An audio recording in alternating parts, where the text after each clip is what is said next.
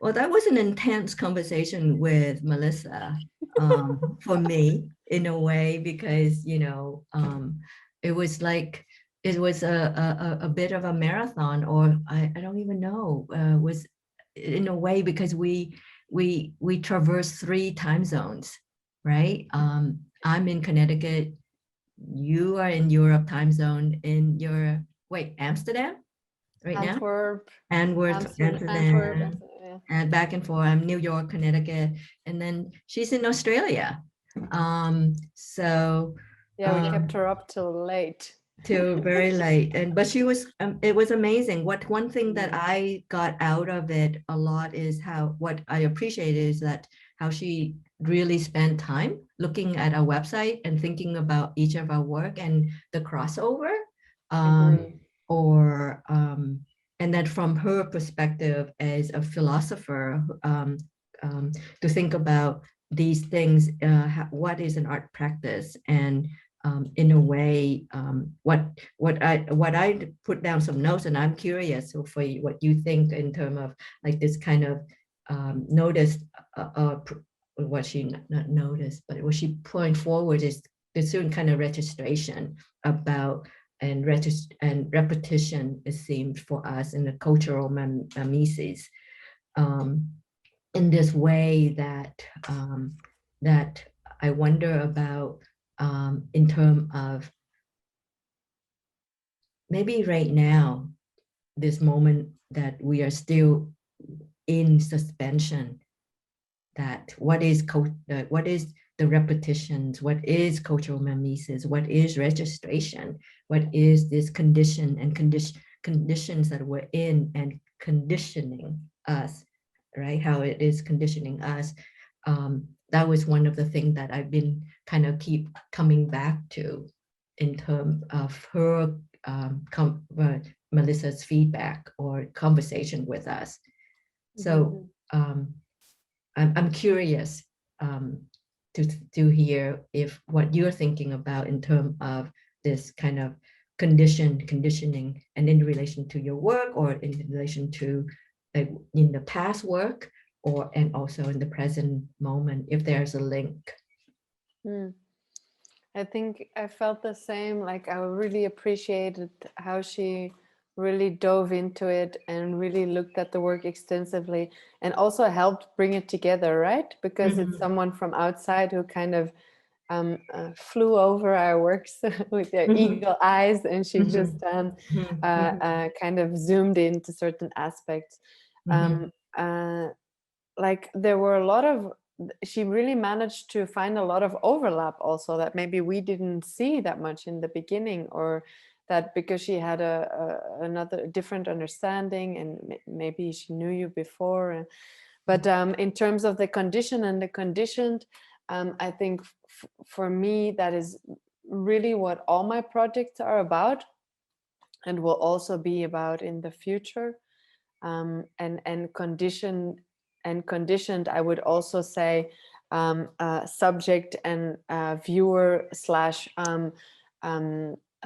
author, which is kind of a triangle I always work around in my projects, thinking the people that I'm working with, how can I include them and collaborate with them and make them part of an active part of a project, and what is my role as a collaborator with them, and as the kind of author of the project, or the one who initiates it, and how can I then include the viewer also as an interactive part, as an interactor, as a collaborator. How can then I would then say perhaps the conditioned viewer, how can I invite them to be part of the project, and therefore all together collaborate on a kind of shift in perception for all 3 corners of that triangle collaboration, let's say. And I think in photography, challenging is not the right word, but let's say it's not, it wasn't an obvious it wasn't obvious to take that on, and to really, because at first when I was studying photography, it was not at all presented as a collaborative medium, or it was not even when I started studying and I graduated with a book where half of the pictures were not mine. It was really maybe again, challenged is not the right word, but it was really questioned, like how is not photography if there's no authorship, or if you are not the author of that work you put forward. So I think that is interesting, and that is something that I would be interested to see or develop or think about in all different kind of mediums. Like this was also, I think, when I was in theater, what I was really thinking about, like how can you close that gap between the stage, which is like a higher level, which is completely strange because you're trying to talk to people, right? You're trying to tell a story, you're trying to include people in an experience, but there's this stage, and then there's this gap, and then there's this black hole in which, as a performer, often you're completely cut off from that audience that you're actually trying to interact with. Wow, that's super fascinating. I didn't know that. I'm learning more and more about you through this conversation, which is really fabulous. I didn't know you have a background in theater, and it is always a magical space for me. And that gap is definitely the space that that I love. So there's different kind of for me, the theater allows me this kind of space that and this suspension of belief or disbelief, right? Suspension of disbelief so that I can believe whatever that's there. And right now the theater is not even possible. So there's this kind of suspension that we're all waiting for the return. And that's like the space of the theater is this I grew up with the traditional opera, Asian Chinese opera, but it's in Vietnamese because I was, so there's like this crossover, and all that pomp and circumstance was so magical, and it's transformative because, you know, this space that it's nothing space, right? It's just an empty rice field or an empty parking lot or whatever, like a soccer field, just an empty space, and it can be so transformed. But when somebody put up a tent and close it, some platform was put on, and it became, you know, 8th century China we're in. And all of this is just amazing for me as a child, and I still carry that awe with me. For me, that's also one of my earliest memories of experience, seeing a performance and the combination of smell, sound, and then this theater that is, I think, one of my earliest and most powerful experiences.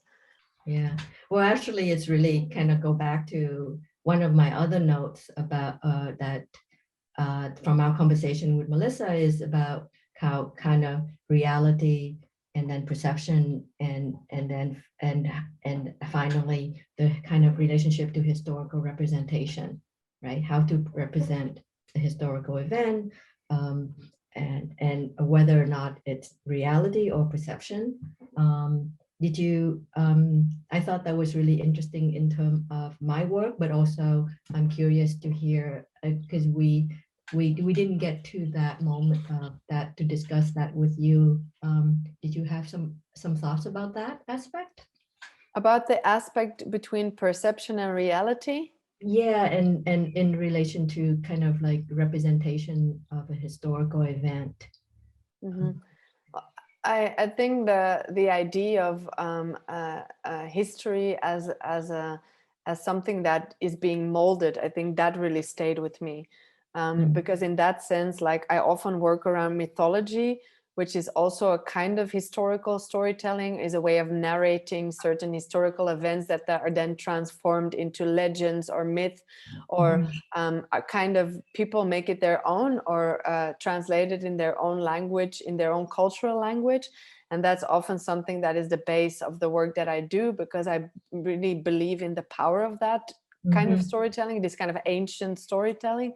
Yeah. And at the same time, why it really stayed with me is because obviously that creates a completely different a view on history also as a narrator and as a storyteller, and how that is often abused or misinterpreted or reinterpreted or reappropriated, and even within one's own culture.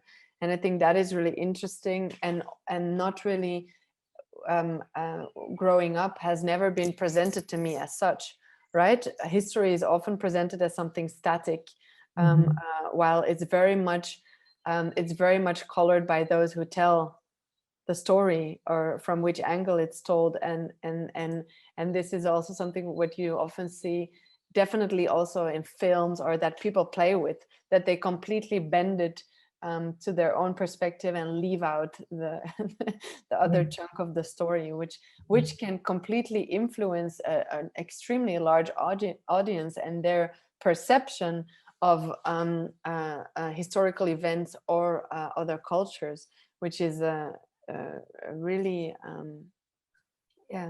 crazy if you think about it, like really intense, how much of the narration of those things really influences people's perspective and perception, and how also that can be molded, how much of a tool that is, and in that sense how what a powerful tool storytelling is, and historical storytelling, which I saw always more as a static or established form of storytelling, and now see much more as something fluid and something that is being molded and also often abused. Wow, yeah, I could not disagree with you on that totally. That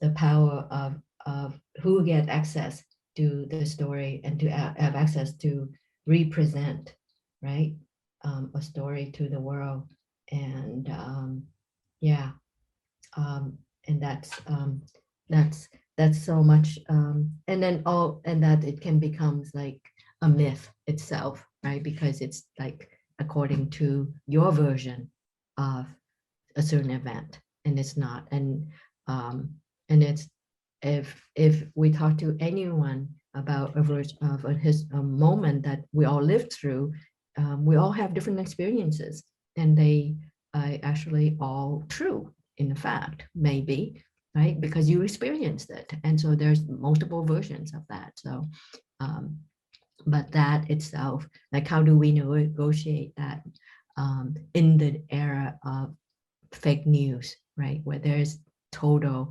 disavowal of some facts? Yeah. I think there's also some correlation there in, for example, how we look at photography in parallel with historical storytelling or narrating history. Like in photojournalism, how I was still perhaps even taught in the beginning that there's a kind of the possibility of objectivity, and this myth of the photographer as a fly on the wall, observing and documenting an event, which is something I never took up in my practice like that, because I never believed in, I always tried to find ways to actually play with the fact of how much you're part of something. But I guess maybe the changing of perspectives in general about what role photography or a photographer plays maybe has some correlation with the role of the storyteller, or the one who has access to history or telling that part of history, and that not at all being objective and no objectivity existing there, but only the part that is being played by people, as you say, that have access to certain information and also bend it kind of to their perspective. And I think that is not how we were taught to look at history, but that is, I hope, or I think, something that is changing now. Interesting. Interesting that you brought up about objectivities, and that's kind of like this requirement for journalists and reporters in the media, and that's something that is not so much required for artists in a way, And I think that's actually very healthy, to know, and even for us to actually acknowledge that we are not objective beings, right? By nature. Or I know that I'm subjective. I have certain likes and dislikes, right? And so there's, for me, that I'm just looking at this. Maybe that is part of what the genetic disorder for me. There's that's not a part of our conversation about genetic disorder. But anyway, I want to kind of touch back. I'm curious if you have more thoughts about our collaboration. I know, did you get anything in the mail from me? No. And I haven't got anything from you. So this kind of suspension. It's extended on all levels. Yeah, okay. Okay. Interesting. Okay. So that's definitely might be a part of that kind of speculation on our parts.